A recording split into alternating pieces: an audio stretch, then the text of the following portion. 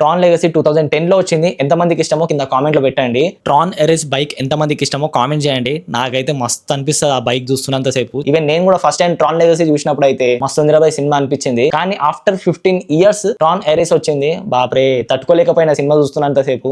అసలు అంటే అసలు బాగాలేదు, మ్యూజిక్ బాగుండదు, విఎఫ్ఎక్స్ అండ్ సిజిఐ తప్ప మనకు సినిమాలో చూడడానికి స్టోరీ కూడా ఏముండదు. ఎక్కడ కూడా ఏది అనిపించదు కూడా, మనకు ఒక హై ఇచ్చే మూమెంట్ కూడా ఉండదు, ఒక్క దగ్గర కూడా ఉండదు. మీరు ట్రైలర్ లో ఏదైతే చూసిండ్రో అదే సినిమాలు ఉంటది అండ్ అప్డే సీన్స్ ఉంటాయి. ఆ సీన్స్ కావాలని కట్ చేసినట్టు ఉంది. మిగతా అంతా డ్రామా నడుస్తా ఉంటది. సింపుల్ స్టోరీ లైన్ ఉంటది. జెరెడ్ లెటో ఎవరైతే హీరో ప్లే చేసిండో ఆయన పేరు ఆరిస్. ఆయన ఒక సర్వర్ గ్రిడ్ లో ఉండిపోతారు. ఆయన బయటికి రావాలి అంటే త్రూ 3D ప్రింటెడ్ లేజర్ తో వస్తాడు అనమాట. ఆ 3D ప్రింటెడ్ లేజర్ చూసినప్పుడే చాలా సిల్లీగా అనిపించింది, అసలు దరిద్రంగా అనిపించింది అది చూసినప్పుడు. ఓకే వచ్చిండు, ఓకే ఉంటాడా అంటే అట్లా కూడా ఉంటాడు. 29 minutes మాత్రమే ఉంటాడు. ఇఫ్ ఆయన రియల్ వరల్డ్ లో ఉండాలి అంటే ఆయనకి పర్మనెంట్ కోడ్ ఉండాలి. ఆ పర్మనెంట్ కోడ్ ఎవరి దగ్గర ఉంటది? కెవిన్ ఫ్లిన్ 2010 లెగసీలో చూసుంటే మీకు అర్థమవుతాయి. 2010 అండ్ 1982 లో వచ్చిన ట్రాన్ ఫస్ట్ మూవీ, రెండు మూవీస్ చూస్తే మీకు అర్థమవుతుంది కెవిన్ లిన్ ఎవరు అనేది. 80s క్లాసిక్ సర్వర్ లో ఉండే ఆయన దగ్గర పర్మనెంట్ కోడ్ ఉంటది. ఈయనని రిలీజ్ చేస్తారు.